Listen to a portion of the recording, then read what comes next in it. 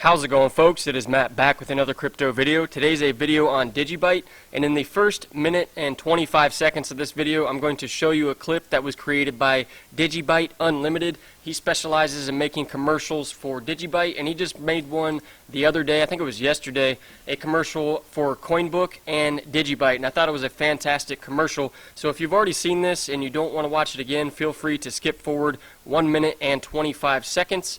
Also, if you are looking to create an account on CoinBook, I'll provide a link to this referral link in the description. This is not my referral link, it's the referral link for DigiByte Unlimited, and he thought this was a good way to receive donations without actually asking people to donate to DigiByte Unlimited. Rather, if you create an account on CoinBook through this referral link, and after you deposit $50 on this account, then you will receive $10 for free, and DigiByte Unlimited will receive $10 for free, which will assist him in helping create these types of commercials for DigiByte. So without further ado, here comes that video. Again, skip forward 1 minute and 25 seconds if you have already seen it. Are you new to cryptocurrency? Or maybe you are a seasoned crypto veteran. Either way, CoinBook.com is the easiest place to get Bitcoin, Litecoin, DigiByte, Feathercoin, bullion, and you could even get a Block 3 or Block 5 digital asset basket. CoinBook.com is a US-based Bitcoin and altcoin exchange. All trading pairs are against USD. Everything at CoinBook is made to be simple, intuitive, and user-friendly. If you ever have any questions, our world-class support team will help you every step of the way, unlike some exchanges. Also, our margins are included in the price. You know exactly what to expect when you do a transaction with us. No deposit fees, no withdrawal fees, no surprises, no confusion. As for security, we exceed all federally required banking encryption for sending and storing data. Two-factor authentication is required on all trading accounts, and soon DigiID will be implemented. We teach and expect our customers to store their own coins, because that is the way it should be. Sign up to CoinBook.com today. It has never been easier to buy and sell Bitcoin. Please click the link in the description and get $10 when you make your first deposit of $50 or more. So there you have it. That was the fantastic commercial created by DigiByte Unlimited. Again, there will be his referral link in the description below. So if you wish to create an account on CoinBook, the first $50 or more that you deposit, you will receive $10 of Bitcoin for free, as well as DigiByte Unlimited will receive $10 worth of Bitcoin for free.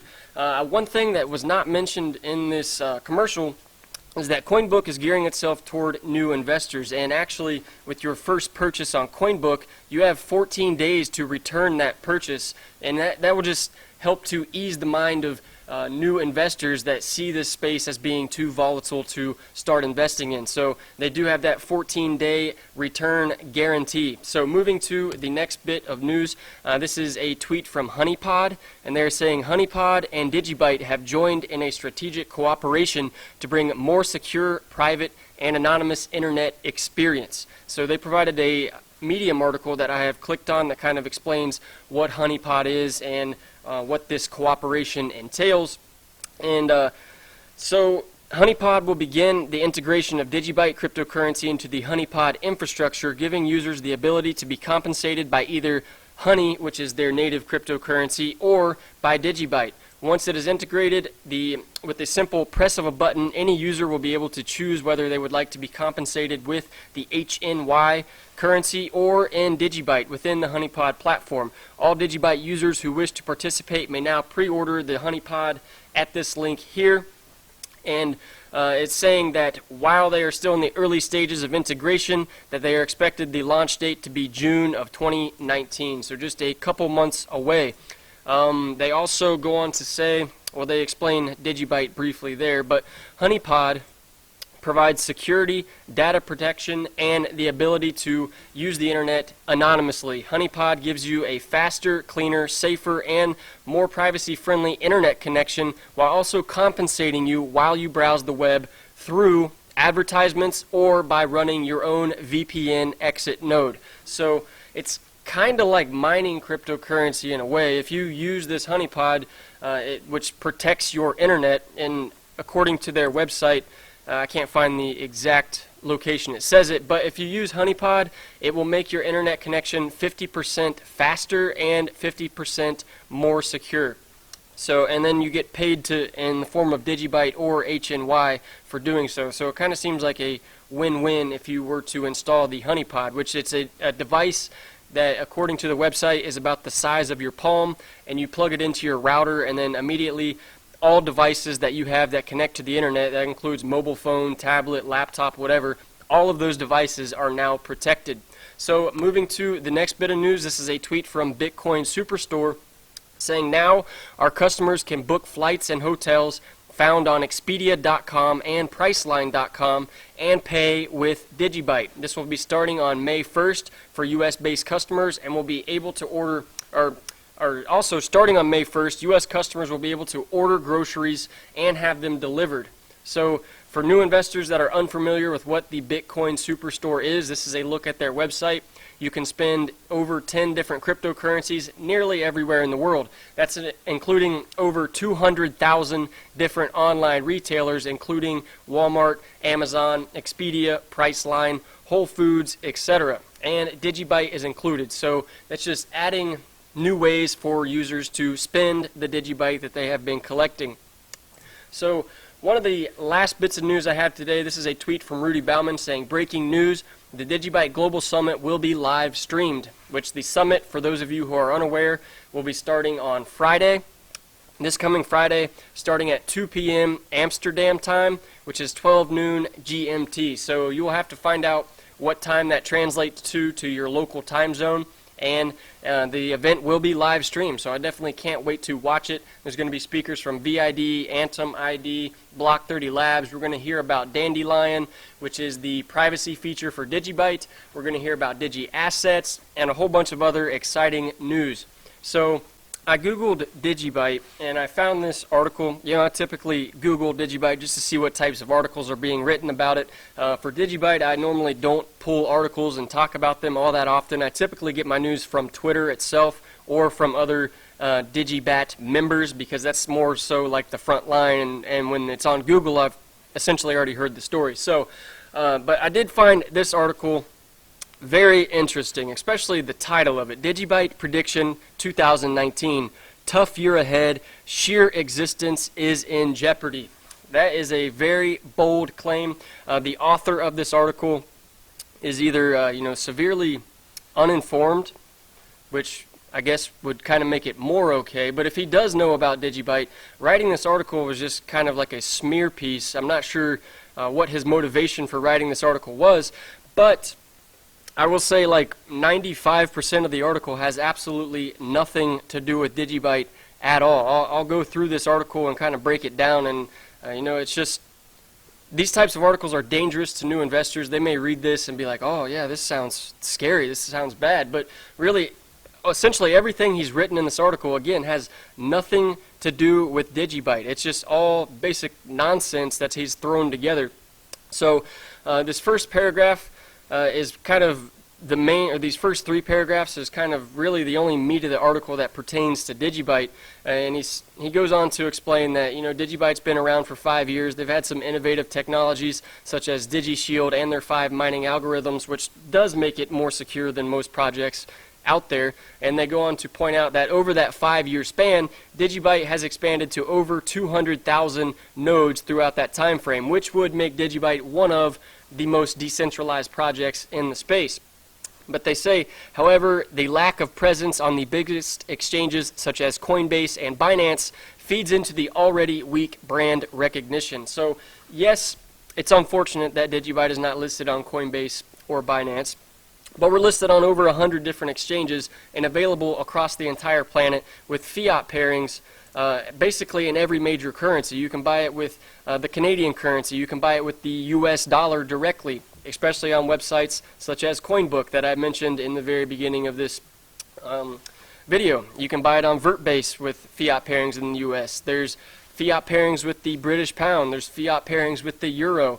It's very widespread across the world. It's very easy to gain access to it if you want to. So I feel like the lack of a Coinbase listing or a Binance listing is losing its impact just a little bit. But again, it would be nice to be listed on Coinbase or Binance just so people such as Captain Altcoin can't use that as the only downfall to DigiByte.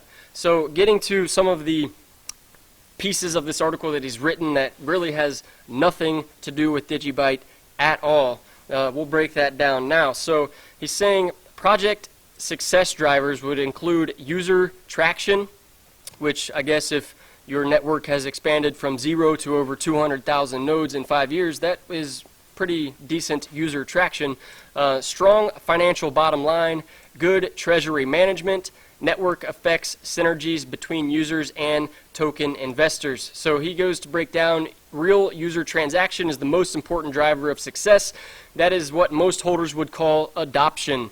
If people start using certain crypto projects because they find it useful and it makes their life easier, it guarantees or is a guarantee of success. And then he says so far almost no crypto project in the space can claim to have done so.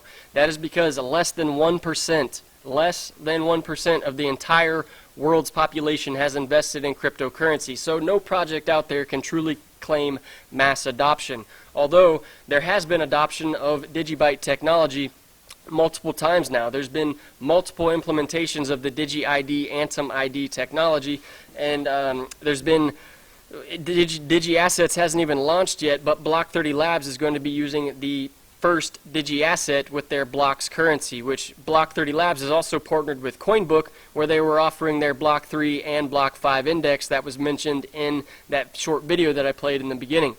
So he's saying projects or good projects should have a strong financial war chest that will enable teams behind the project to develop their visions, incentivize other developers to join the team, and start using the product is also a crucial aspect of any product or project. Tied into it is treasury management, especially for the projects that had big ICO proceeds.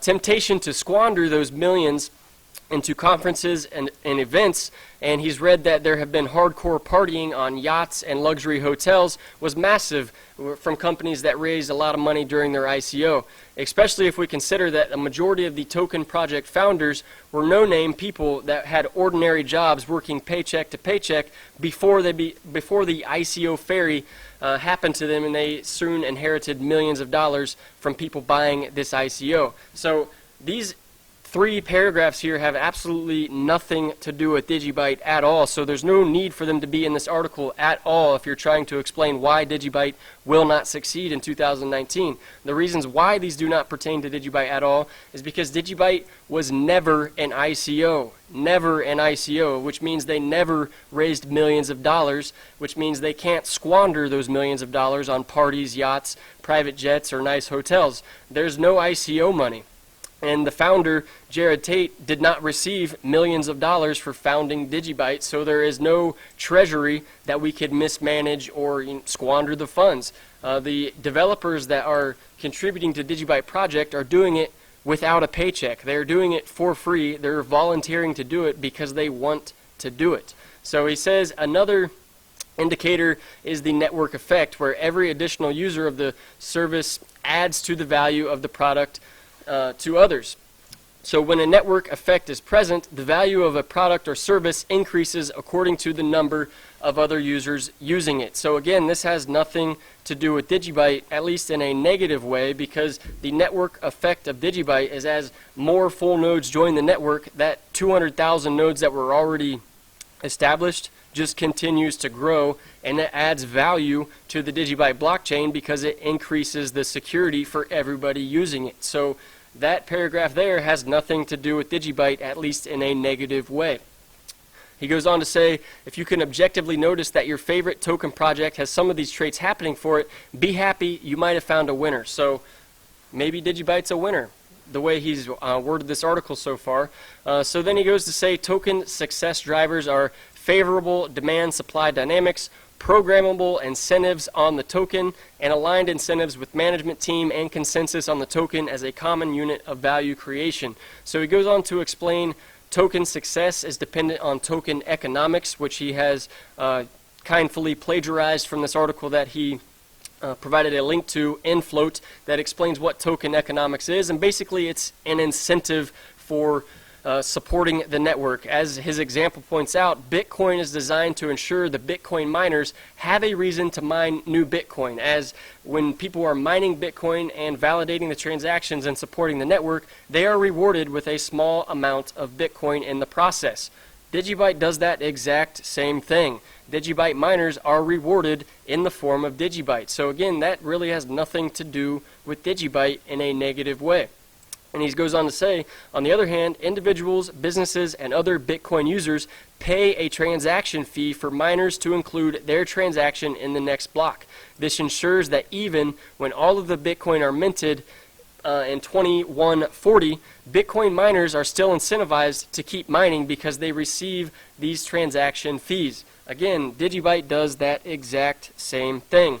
When the last DigiByte is minted in 2035, there are still transaction fees on the DigiByte blockchain, which will still go to the miners of the DigiByte blockchain, so they are still incentivized to keep mining. Again, that paragraph has nothing to do with DigiByte in a negative way. So he says, to paraphrase all of this in the simplest terms, if you, after weeks of researching and reading, can't figure out why the project needs to have a token, it probably doesn't. So a new investor might read that and think he's saying DigiByte doesn't have a use for its token, and because he never once says this is an example of DigiByte. He basically explained everything that DigiByte does, but used Bitcoin instead of DigiByte. So the DigiByte token absolutely has a use. One, it can be used as a currency. Two, it's incentivizing the miners to keep maintaining the blockchain. Three, the DigiByte currency will be used as, well, you have to pay the DigiByte transaction fee for every single Digi asset that will be created on DigiByte's blockchain. Case in point, Block 30 Labs and their Block's currency, every time a Block's currency is spent, they're paying a small transaction fee in the form of DigiByte. You can also use DigiByte's blockchain to send documents. You can verify the legitimacy of documents from DigiByte's partnership through VID. You can log into all of your websites using DigiByte technology. There's certainly more products out there when comparatively speaking in terms of like Bitcoin or Litecoin. DigiByte certainly has more use cases.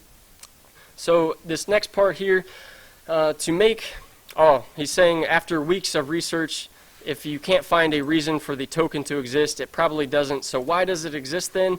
To make founders rich. Again, that has nothing to do with DigiByte because the founder of DigiByte, Jared Tate, did not hold an ICO. He did not receive millions of dollars for creating this. So again, these are just paragraphs of scary sentences and scary paragraphs put together that have absolutely nothing to do with DigiByte. So general market movements and sentiment shift. He says the downfall of altcoins that were mainstream darlings during the start of the year, DigiByte among them, which let's go back to the beginning of the year here. If you look at early January, you can see the price trend of DigiByte has continued to go up and up over these first 4 months here in 2019. So it seems if they were a media darling at the start of the year, it appears that is still the case as the price continues to trend upward. So again, that really doesn't have anything to do with DigiByte. But he's saying novice investors are getting scared off once the bear market kicked in with a vengeance, which the bear market didn't start in 2019. It started long ago in 2018, and it's actually been the longest bear market in history. So yes, a lot of people have been scared off, but they weren't scared off early 2019. They were likely scared off sometime in the middle of 2018. So he says every resurgence of Bitcoin in recent period was met with, for the most part, the inability of altcoins to rally with it. And I like that he said altcoins. He didn't say DigiByte. He said altcoins, throwing a blanket over the entire cryptocurrency market. And I'm taking it he didn't see the market surge, what was it, last week, 2 weeks ago, when someone put $100 million into Bitcoin and Bitcoin went up like 10%. All of the altcoins rallied right along with it, actually doubling or tripling the gains that Bitcoin saw. So I'm not sure where he's pulling this fact from, where altcoins do not rally when Bitcoin does. So reasons for that, according to him, rookie investors are learning from their mistakes, while smart money that was previously watching from the sidelines has begun to enter Bitcoin. I would agree with that. That's probably true, especially since someone dropped $100 million into Bitcoin just a couple weeks ago. So he's saying these entities weren't about to buy Bitcoin at its all-time high. That makes sense. But they will take a look at it now, as I feel like they've been looking at it for quite some time now. And now that it's trading at a 5 times discount, institutional investors will start to get their feet wet in it. So he's saying some altcoins will continue to have speculative, that was a hard word to say, value for the foreseeable future. But just like now, infamous tulips, the hysteria will eventually subside. We are already witnessing the first phases of that slide, even though most of the bag holders react emotionally to articles that criticize their coins, which I will point out I'm not reacting emotionally here. If you had actually provided factual information that pertained to DigiByte, I would take your facts into heavy consideration since I'm invested in it. But since you've written an article that has absolutely nothing to do with DigiByte, that's why I'm reacting to this article. So he's saying ideas are worthless without execution and real users that see value in the process. Again, but he's thrown a blanket over the entire cryptocurrency market because he said altcoins. He did not say specifically DigiByte, even though DigiByte was the headline of his article.